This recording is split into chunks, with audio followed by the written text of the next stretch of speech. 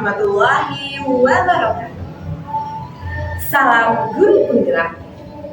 Perkenalkan, nama saya Hesti Ulfatul Uma, CGP Angkatan 11 dari Kota Tasikmalaya. Di video kali ini saya akan menunjukkan video aksi nyata saya modul 1.4, yaitu tentang diseminasi budaya positif di lingkungan sekolah saya, yaitu TK Islam Al-Azhar 33 Tasikmalaya. Selamat menyaksikan.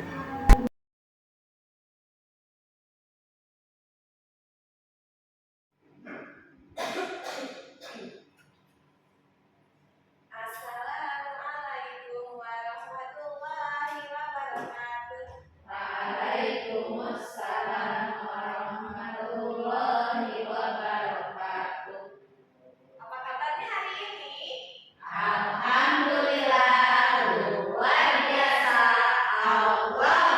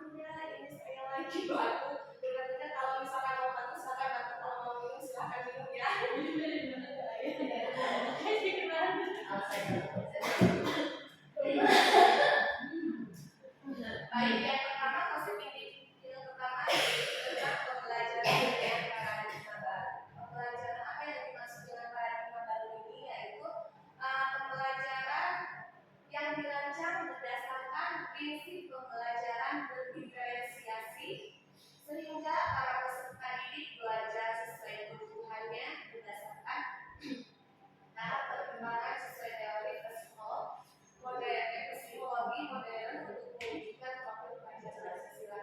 Sudah ada yang tahu apa itu pembelajaran berdiferensiasi? Coba siapa yang bisa menjawab apa itu pembelajaran berdiferensiasi? Saya yakin mudah-mudahan di sini sudah menerapkannya setiap hari. Ayo. Aku mencoba belajar. Silakan Bunda Papa.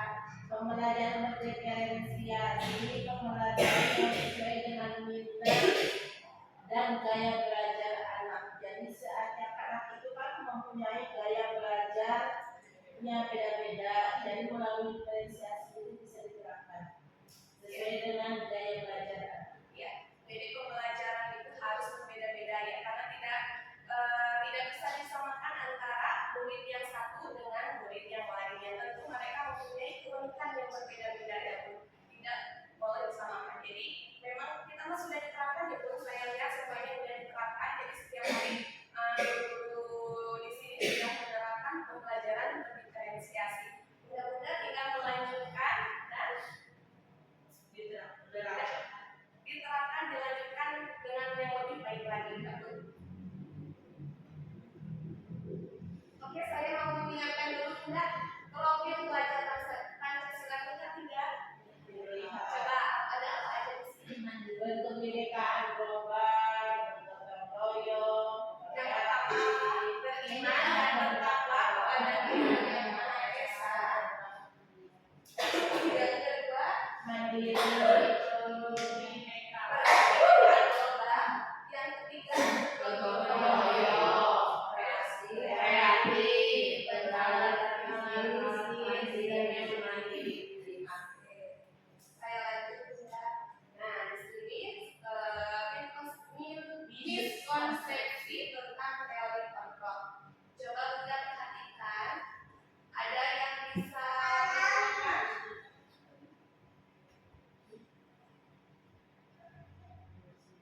Miskonsepsi tentang teori kontrol ini yaitu tentang ilusi ya, guru mengontrol murid, terus bahwa kritik membuat rasa bersalah mampu menguatkan karakter. Lihat tidak Bu? Lihat. Terus bahwa orang dewasa itu berhak memaksa. Benar tidak Bunda? Tidak. Terus bahwa semua perbuatan positif efektif dan bermanfaat. Ada yang bisa menjelaskan ini?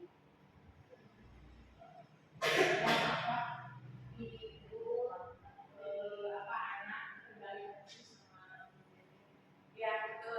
Jadi ini jadi guru itu tidak harus memaksa. Jadi jangan merasa kita itu seorang guru gitu. Jadi jangan merasa kita itu orang yang paling dewasa. Terus jangan merasa kita adalah guru jadi berbuat ya.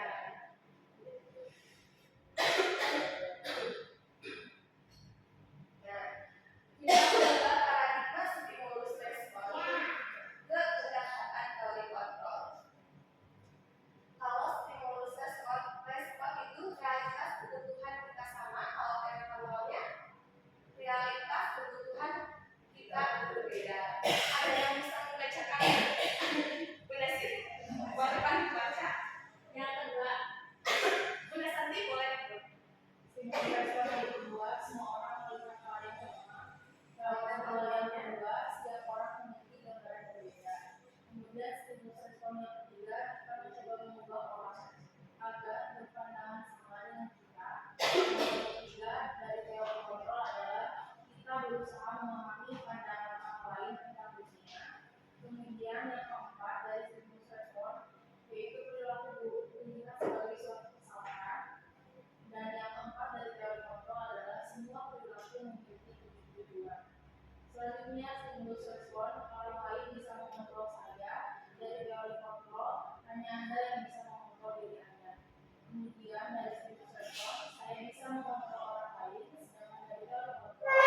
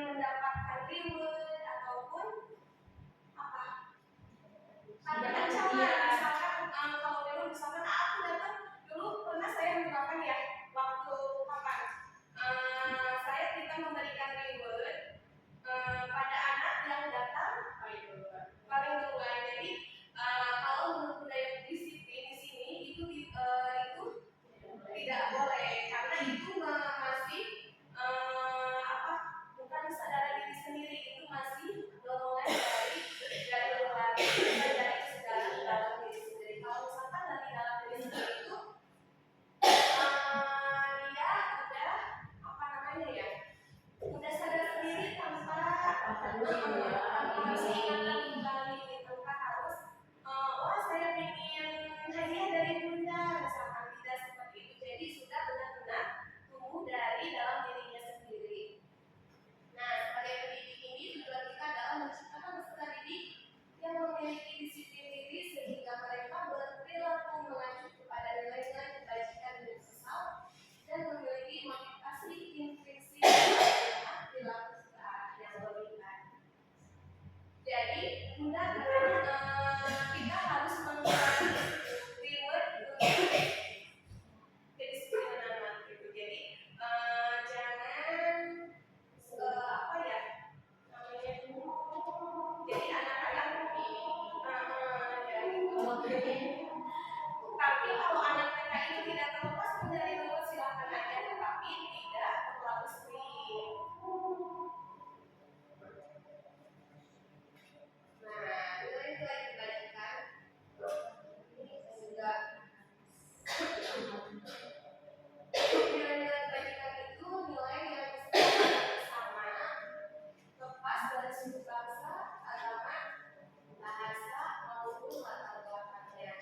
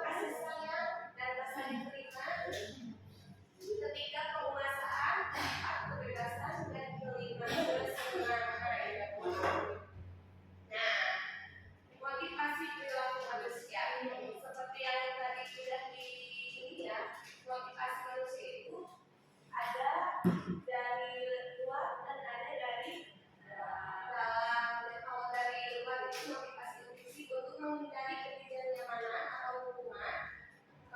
Contohnya seperti tadi anak jadi ke sekolah misalkan karena mereka pengen tidur atau takut dihukum. Misalkan kalau SD, kalau dulu ya waktu SMA ya kalau kita datang ke siaran itu misalkan apa buat dapat saksi yang apa namanya dijemur nah itu diskor sekolah push up ya bu push up atau tidak masuk ke kelas selama jam pelajaran itu merupakan maksudnya itu tuh motivasi intrinsik. Jadi masih motivasinya itu belum dari dalam diri tapi dari luar dan takut. Yang kedua untuk mendapatkan imbalan atau penghargaan. Jadi misalkan dia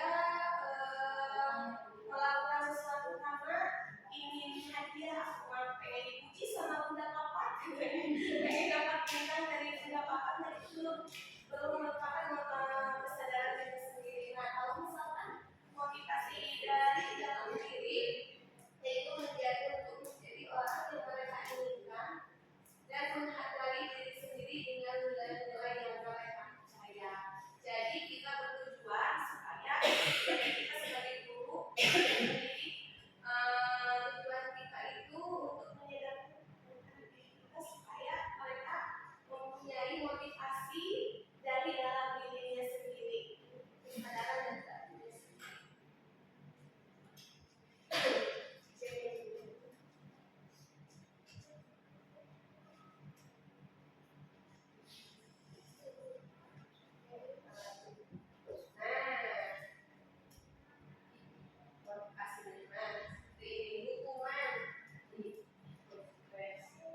Tidak berencana atau tiba-tiba, murid tidak tahu apa yang akan terjadi, terus bersifat satu arah, terus berupa hubungan ya.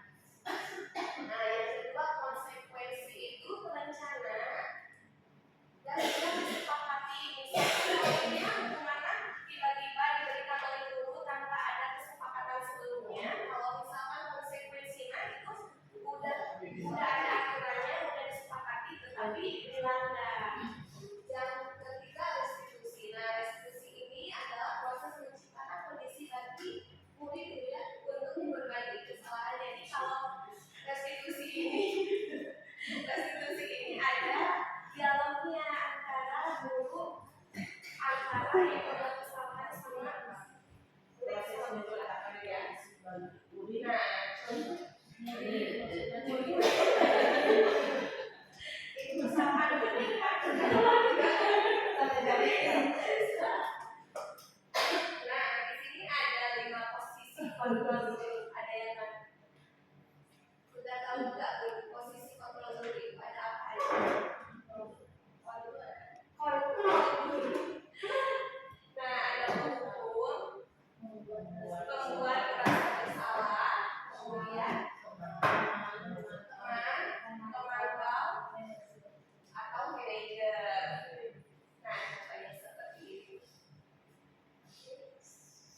Nah, contoh penerapan posisi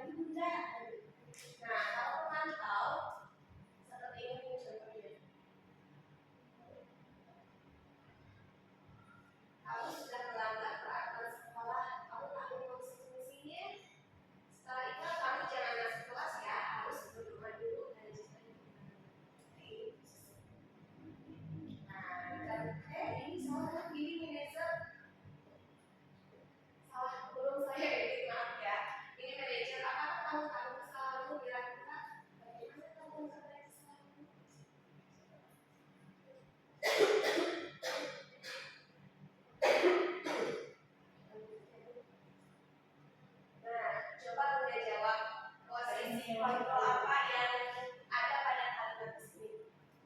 Saya kecewa sekali dengan kamu.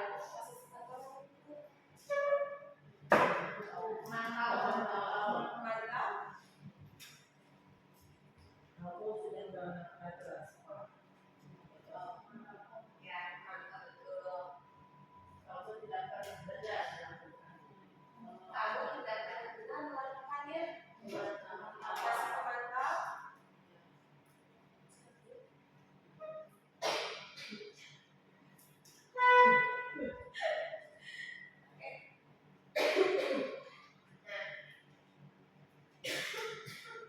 Apa rencanamu untuk menyelesaikan masalah ini?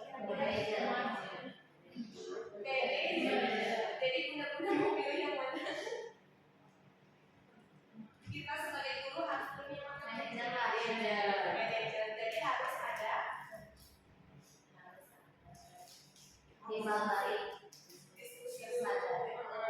diskusi dulu, jangan asal ukur. Jadi dilihat dulu, ditanya dulu kenapa dia bisa melakukan hal tersebut.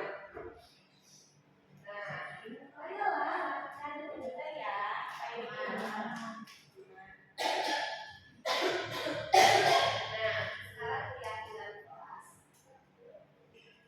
Bunda, mengapa keyakinan kelas mengapa bukan beraturan kelas? Ada yang bisa menjawab dulu, Bun? Mengapa kita harus keyakinan kelas bukan beraturan kelas?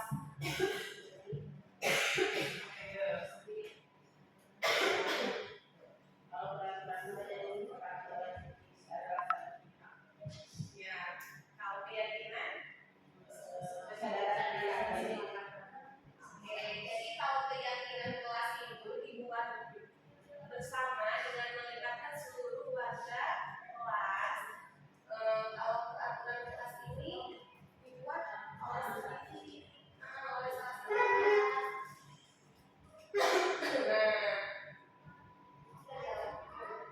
Nah ini kita udah ngadain, kelas udah membuat keyakinan kelas bersama anak-anaknya dulu. Jadi Contohnya seperti kesepakatan mau menyimpan tempat tidur. Mau di mana nih anak-anak?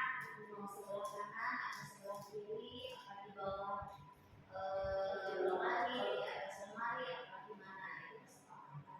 ya, Kalau yang peraturan, gunanya yang yang menentukan. ya seperti ini anak-anak yang membuat kemarin yang sudah membuatnya. Jadi keyakinan kelas itu bersifat abstrak, terus ada pernyataan universal, terus dibuat dalam pernyataan positif. Terus sedikit saja agar mudah diingat, itu jangan terlalu banyak-banyak, ya.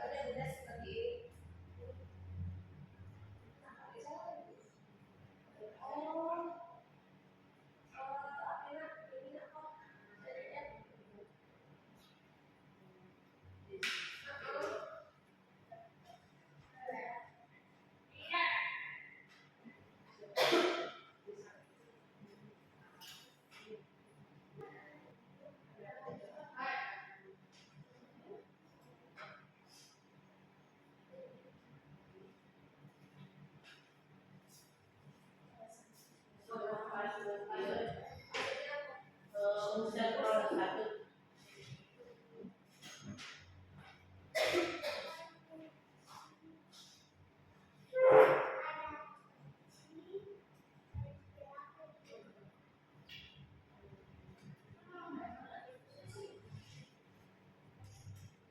Satu lagi deh.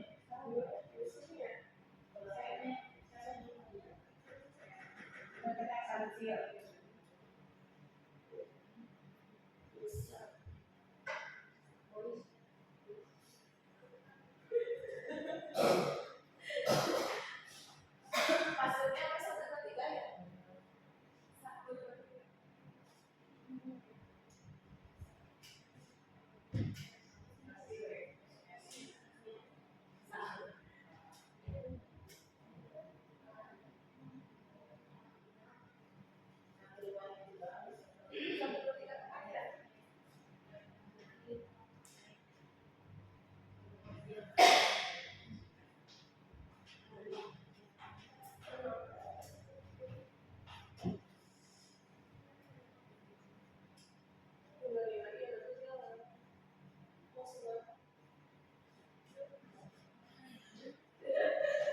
Karena kan Pak Abi banyak.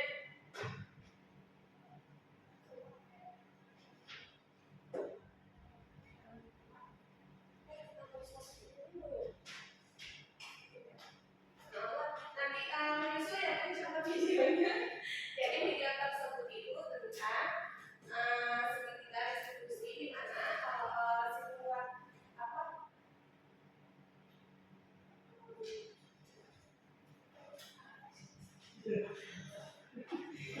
maaf masnya tidak jalan. Masnya saya kenapa ya?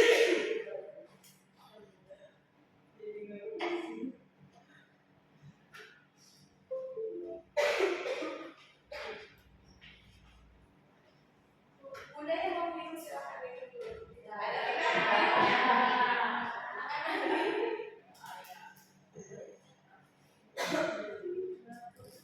Jadi video ini tentang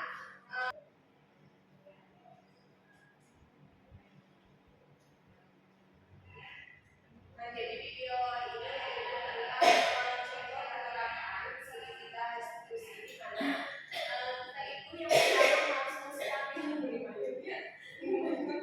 jadi harus menstabilkan dulu identitasnya. Ini tuh lucu anaknya. Kalau misalkan apa namanya, kalau misalkan dilihat kok bikinnya tuh lucu sih anaknya. Jadi yang pertama itu stabilkan dulu identitasnya. Jadi jangan mentang-mentang apa tadi jelas, jangan langsung menjar, jangan percaya sama, jangan langsung percaya sama satu belah pihak. Jadi stabilkan dulu identitasnya. Habis stabilkan identitasnya, yang kedua validasi tindakan yang salah. Jadi kenapa dia bisa melakukan seperti itu? Pasti ada alasannya. Yang ketiga itu tadi tanyakan keyakinan.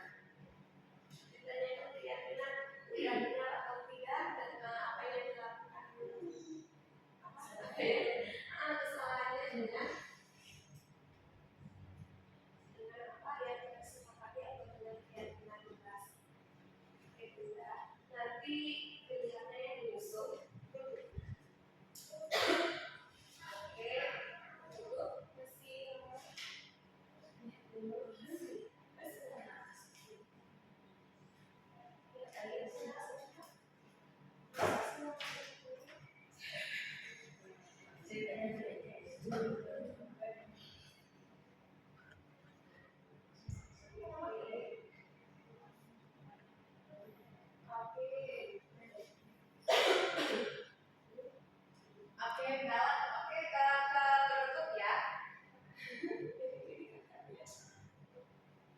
Oke Bunda, saya mau mengulas dulu dari materi yang tadi. Apakah sudah paham dengan materi yang dengan apa? Dengan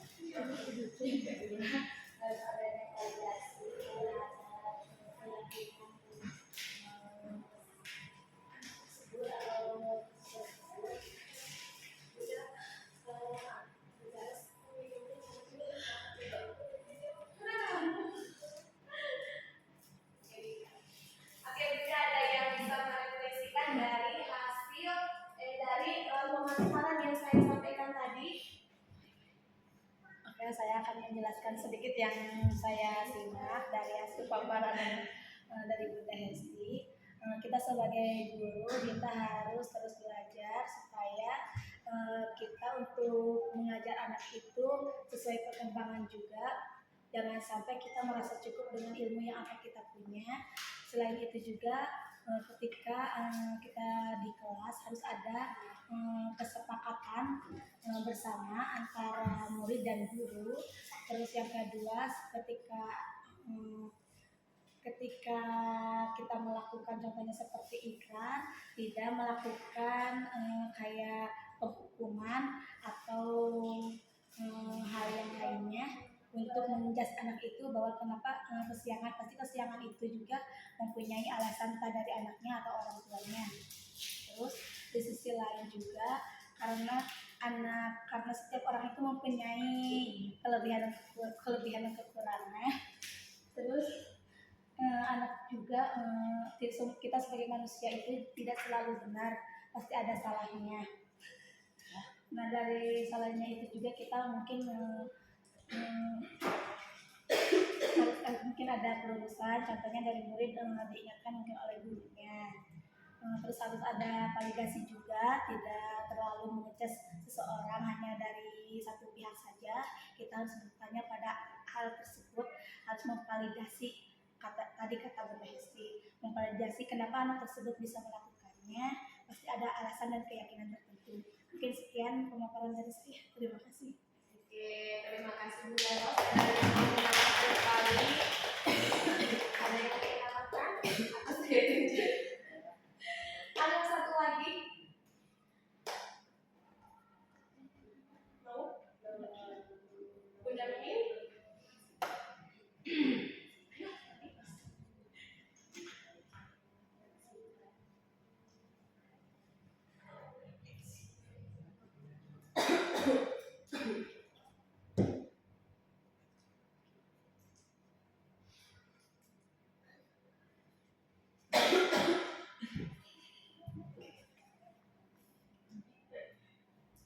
Tadi tentang pembahasan tentang disiplin positif. Disiplin positif itu mengacu pada disiplin diri sendiri yang memiliki tanggung jawab terhadap apa yang dilakukan berdasarkan nilai-nilai yang diyakini dan merupakan salah satu penerapan disiplin yang bertujuan untuk memberikan kesadaran dan memperdayakan disiplin tanpa imbalan atau reward, ancaman atau hukuman. Tadi juga dibahas tentang 5 kebutuhan dasar manusia. Yang pertama bertahan hidup, contohnya seperti makan, pakaian, dan lainnya. Kedua kasih sayang dan rasa diterima. Kemudian yang ketiga penguasaan, kebebasan, dan kesenangan. Itu merupakan 5 kebutuhan dasar manusia.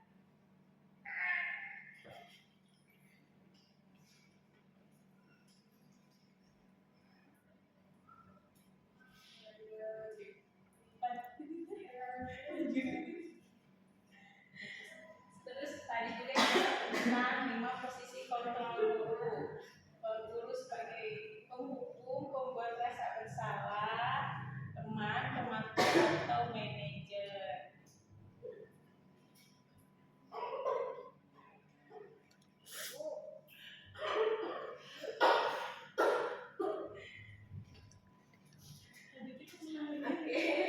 Terima kasih Bunda Mimin.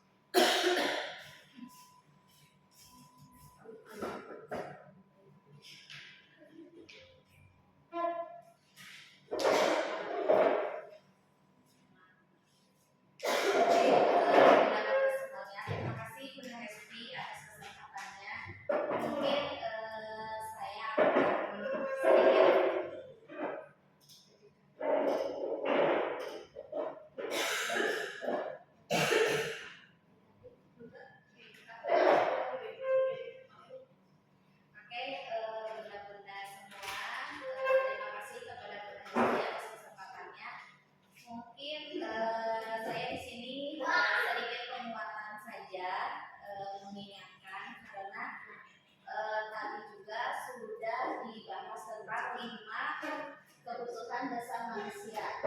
Apa saja pun tadi? Kebutuhan primer, kasih sayang, penguasaan, kebebasan dan kesenangan. Nah, itu kan yang dibutuhkan semua manusia, bukan cuma anak kecil saja. Tadi disinggung tentang reward, dan reward itu baik untuk anak-anak juga, tetapi kita harus memahami anak manfaat dari kenapa sih aku dikasih reward ini, dan jangan terlalu memfokuskan permasalahan reward tersebut dengan kelakuan kegiatan anak yang luar biasa yang sudah dikasih reward tersebut. Kemarin sudah dibahas oleh Bu Ari ya, dalam Quran surat Al-Qasas ya, ayat 77 dan surat Yasin yang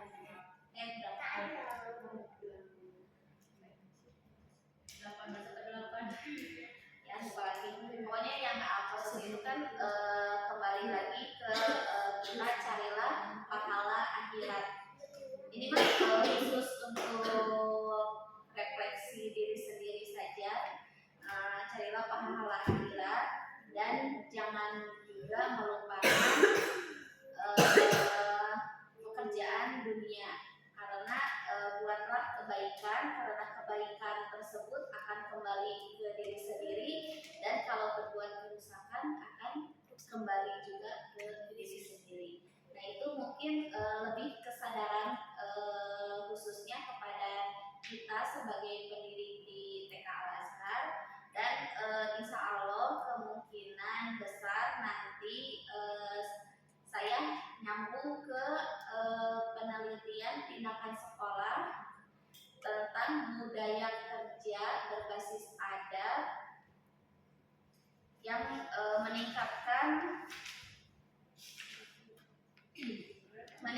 prestasi dan keterampilan sosial anak di TK Islam Al-Azhar 33. Kenapa meningkatkan prestasi di sini dan keterampilan sosial untuk budaya kerja berbasis adat? Karena kita dari awal sesudah corona ya Bun, kelihatan dampaknya karena di pusat juga diingatkan terus tentang pendidikan adat, dan kita alhamdulillah sedikit-sedikit sudah menerapkan di TK Al-Azhar ini, dan alhamdulillah prestasi dan keterampilan sosial anak itu perubahannya signifikan.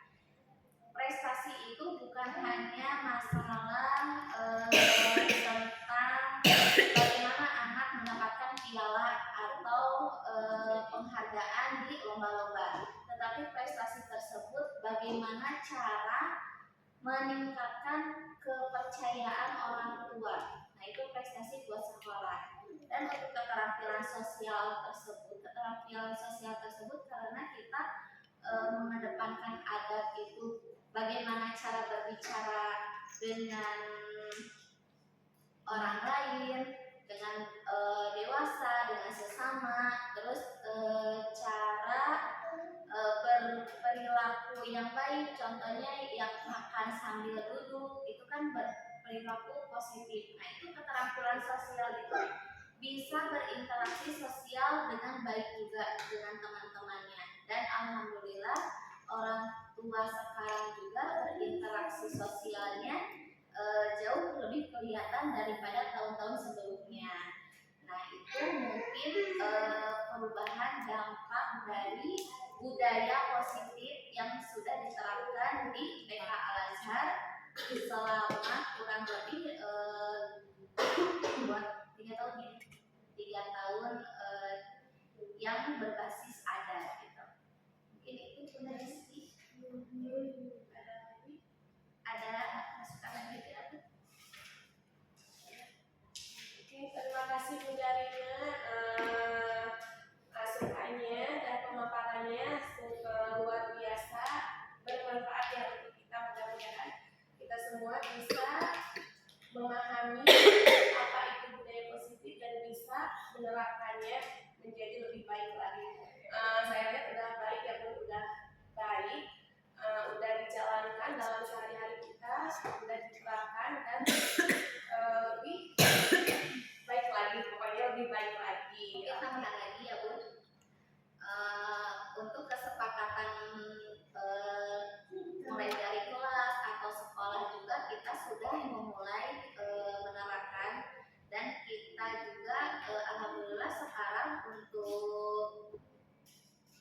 tugas-tugas sebagai pengajar kita, tugas tambahan seperti PJ kegiatan. Nah itu kan alhamdulillah itu kesepakatan bersama. Nah itu juga dirasakan oleh kita betapa mudahnya. Emang secara kalau tidak ada kesadaran diri sendiri itu merupakan beban untuk masih yang mulai nugaskeun teh ka kita deui ka abdi deui. Nah, tetapi kalau kesadaran itu muncul dari diri sendiri, itu insya Allah interaksi dengan sesamanya juga berjalan dengan baik. Dan alhamdulillah kelihatan untuk kegiatan-kegiatan yang sudah dilaksanakan di TK Al-Azhar, alhamdulillah berjalan dengan baik. Itu akibat dari keyakinan Di sekolah. yang disepakati oleh bersama. Nah, untuk anak juga mungkin sudah diterapkan, tetapi mungkin lebih ditingkatkan lagi seperti aturan main ini harus dibereskan kembali, terus ditempatkan di mana. Mungkin anak-anak nanti juga bisa diajak untuk tata letak posisi kelas juga, seperti nanti kasur mau disimpan di mana ya yang enak, terus papan tulis mau di mana ya, kecuali ulah mah ieu TV itu harus ada di pihak melibatkan pihak ketiga. Nah mungkin itu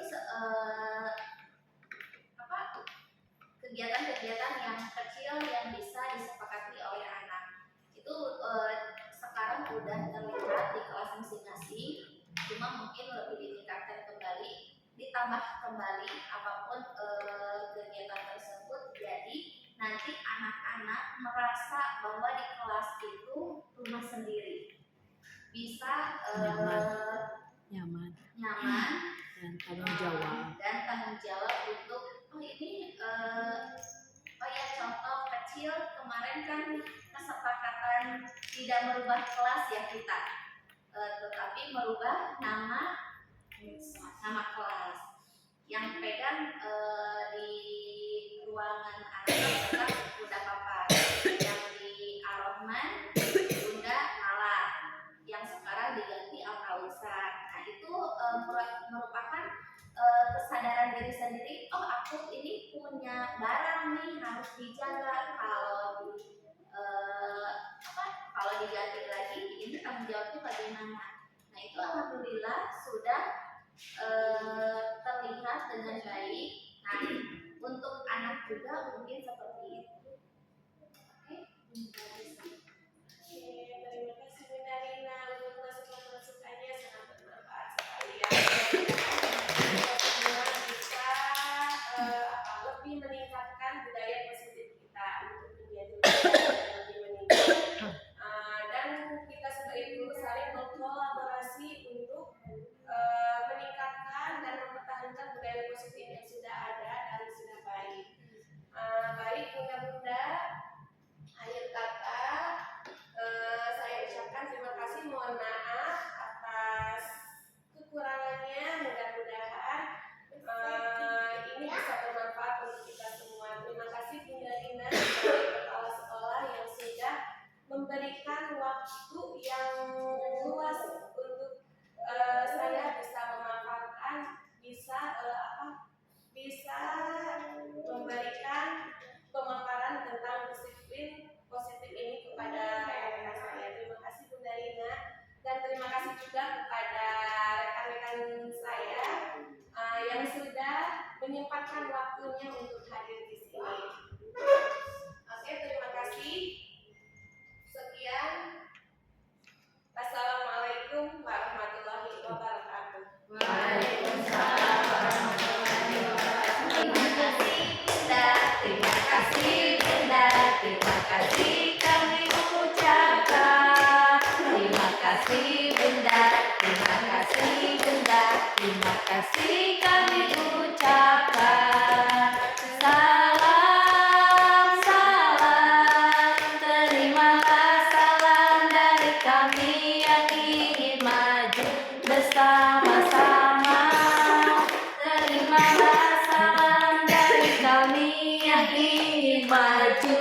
bersama-sama. Terima kasih Bunda, terima kasih kami ucapkan. Terima kasih Bunda, terima kasih Bunda, terima kasih kami ucapkan. Salam, salam, terimalah salam dari kami yang ingin maju bersama-sama. Terimalah salam dari kami yang ingin maju bersama-sama.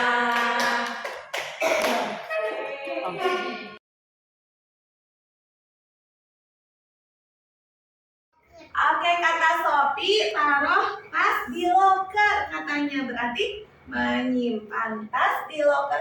Siap teman-teman menyimpan tas di loker? Oke, Bunda tulis dulu ya. Menyimpan tas di loker, apa lagi? Simpan dapat lagi di tempat meja. Oke, simpan tempat mengaji, simpan ikro di meja ya. Simpan ikro di meja, apa lagi? Kalila apa? Kalila mau apa? Simpan sepatu di rak sepatu tadi udah. Belum. Oh, belum. Yang keempat apa? Menyimpan sepatu di rak sepatu. Apalagi sepatu sama sendal ya? Menyimpan sepatu dan sandal di mana? Di rak sepatu. Apalagi? Menyimpan minum di keranjang coklat. Oke, menyimpan air minum di keranjang coklat. Boleh menyimpan minum di keranjang coklat. Menyimpan air tempat minum di mana? Tempat minum di keranjang coklat. Apalagi? Keranjang coklat. Apalagi teman-teman? Coba apa lagi? Oke, sebelum makan katanya cuci tangan dulu. Apa? Cuci tangan sebelum makan. Oke. Cuci tangan sebelum apa lagi? Apa? Berdoa. Ambil nampan. Berdoa dulu apa? Ambil nampan dulu. Ambil nampan. Ambil nampan untuk makan. Apalagi? Coba apalagi? Kalila mau apa Kalila? Soka sini Kalila. Berwudu sebelum sholat. Itu aturan sholat. Oke, katanya berwudu sebelum sholat. Oke.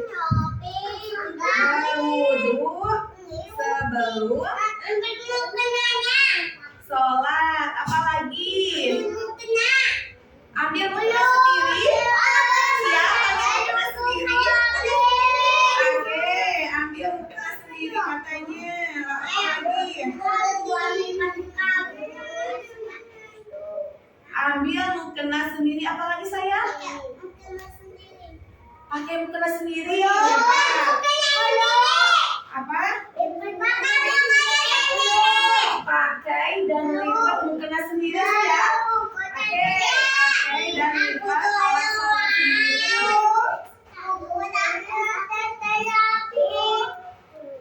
Wow, aturannya banyak banget. Apalagi kalau makan sama minum boleh sambil berdiri.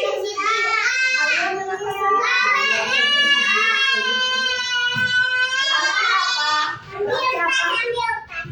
ambil kan? Cantik lagi apa? Silakan duduk mungkin ada. Berarti makan dan minum sambil duduk? Ya. Boleh dimasukin di sini? Masukin lidah? Boleh. Oke, Bunda lanjut ke sebelah sini. Apa? Makan dan minum sambil. Oke. Wah, Bunda Dini ini banyak banget aturannya. Ambil makan dan minum sambil duduk. Apa lagi? Kalau mainan apa lagi? Lagi apa sayang? Ih, hebat kata Alesa. Mainan beresin lagi di tempatnya, berarti membereskan lagi mainan. Oke, silakan duduk sayang. Lagi apa?